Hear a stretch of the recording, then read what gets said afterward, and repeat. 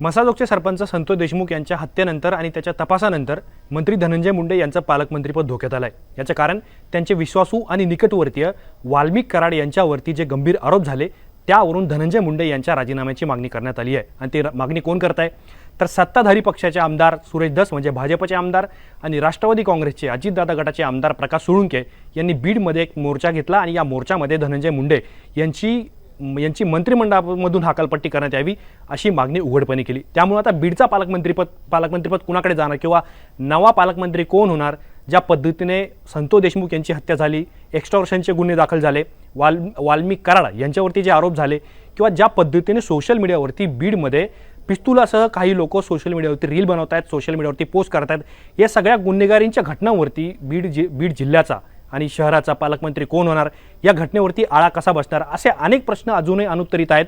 परंतु अशातच शुक्रवारी मुख्यमंत्री देवेंद्र फडणवीस आणि मंत्री धनंजय मुंडे यांच्यामध्ये सह्याद्री अतिथीगृहावरती बैठक झाली। या बैठकीमध्ये धनंजय मुंडे यांच्याकडे जे अन्न व पुरवठा खातं आहे या खात्यातल्या काही विषयांवरती चर्चा झाली आणि तिथेच पालकमंत्री पदाबद्दल सुद्धा दोन्ही नेत्यांनी चर्चा केलेली आहे।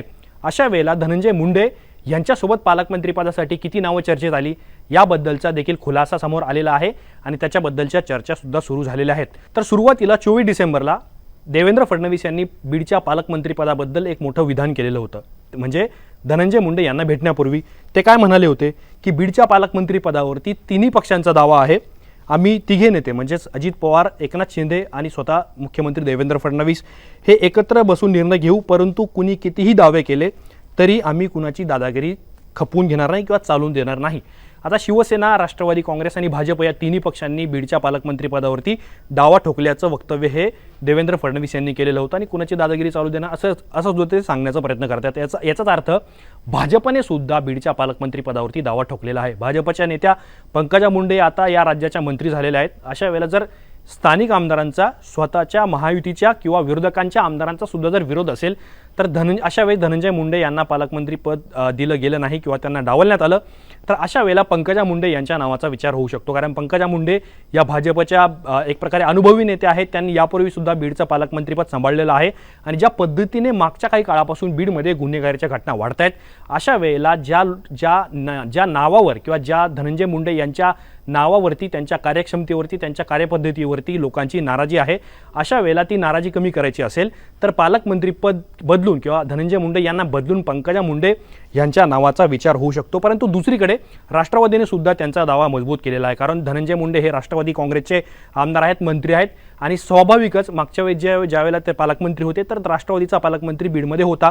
मग अशा वेळेला अमोल मिटकर यांनी पुण्याचं पालकमंत्रीपद ज्या पद्धतीने अजितदादांकडे गेलेलं होतं, अजितदादांनी पुण्यातली कोयता गँग संपवली, त्यांच्या विरोधात कारवाई केली, मग अशा वेळेला ज्या पद्धतीने बीड आणि परभणीमध्ये ज्या घटना घडतात या घटनेच्या पार्श्वभूमीवरती उपमुख्यमंत्री अजित पवार यांनी दोन्ही जिल्ह्यांचं पालकमंत्रीपद घ्यावं अशी मागणी ही राष्ट्रवादी काँग्रेसचे विधान परिषदेचे आमदार अमोल मिटकरी यांनी केलेली होती। याचा अर्थ अमोल मिटकरी हे धनंजय मुंडे यांना पालकमंत्रीपद मिळणार नाही असं सूचित करू पाहत आहेत आणि अजित पवार यांनी हे पालकमंत्रीपद स्वीकारावं अशी ते विनंती करतायत। या दोन्ही घटनांचा स्वाभाविक अर्थ जरी लावला तर धनंजय मुंडे यांना पालकमंत्रीपद मिळणं हे सध्याच्या घडीला कठीण दिसतंय। हे अमोल मिटकरींच्या विधानातून सुद्धा स्पष्ट होतंय आणि देवेंद्र फडणवीस यांनी जे सूचक संदेश दिले किंवा संकेत दिले त्यातूनही प्रतीत होतंय। परंतु दुसरीकडे बीडमध्ये जो मोर्चा पार पडला त्या मोर्चामध्ये सत्ताधारी आणि विरोधी आमदार हे धनंजय मुंडे यांच्या विरोधामध्ये एकत्र आल्याचं आपल्याला पाहायला मिळालेलं होतं।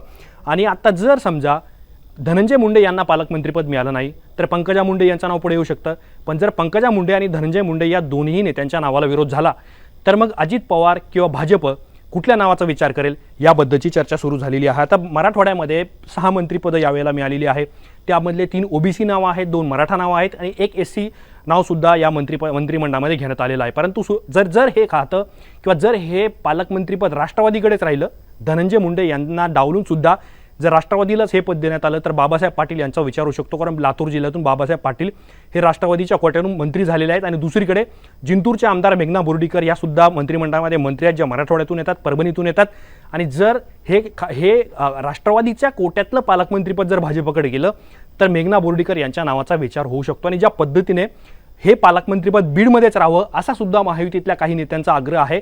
त्यामुळे त्यावर देवेंद्र फडणवीस किंवा अजित पवार हे काय निर्णय घेणार हे पाहणं अत्यंत महत्त्वाचं ठरणार आहे। पण जर धनंजय मुंडे यांना पालकमंत्रीपद दिलं गेलं नाही किंवा त्यांना डावललं गेलं तर अशा वेळेला राष्ट्रवादीच्या कोट्यातलं पालकमंत्रीपद भाजपकडे जाईल का आणि राष्ट्रवादी ते जाऊ देईल का, हा सुद्धा अत्यंत महत्त्वाचा तिथे मुद्दा उपस्थित होतो. जर धनंजय मुंडे किंवा धनंजय मुंडेंचं पालकमंत्रीपद जर डावललं गेलं तर अशा वेळेला मराठा चेहऱ्याचा विचार होणार का?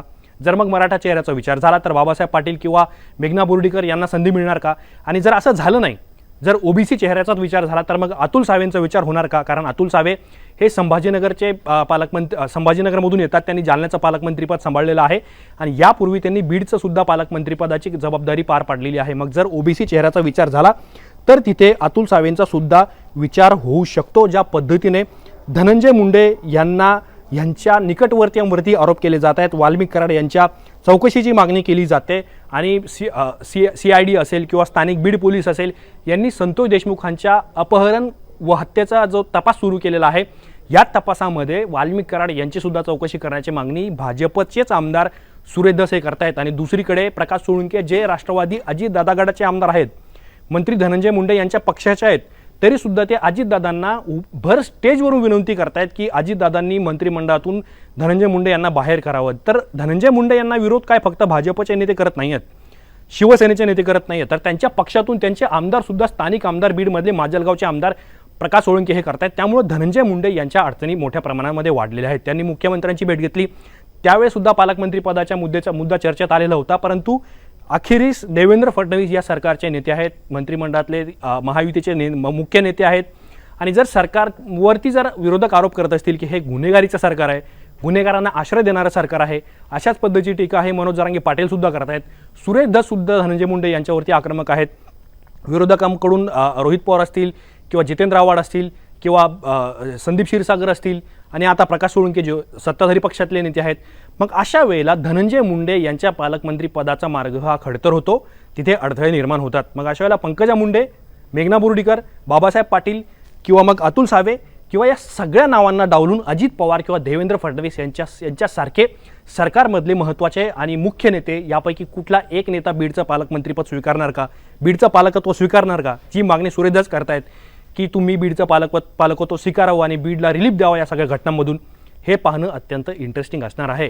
या सगळ्या नावांबद्दल तुम्हाला काय वाटतं? सध्याच्या घडीला ही नावं चर्चेत आहे, परंतु अंतिम निर्णय हा मुख्यमंत्री देवेंद्र फडणवीस हेच दोन्ही नेत्यांशी, त्यांच्या सहकाऱ्यांशी, उपमुख्यमंत्र्यांशी चर्चा केल्यानंतर घेणार आहेत. या सगळ्या प्रकरणांबद्दल तुम्हाला काय वाटतं हे तुम्ही आम्हाला कमेंट बॉक्समध्ये नक्की कळवा. असेच माहितीपूर्ण व्हिडिओ पाहण्यासाठी मुंबई तकच्या YouTube चॅनलला सबस्क्राईब करायला विसरू नका.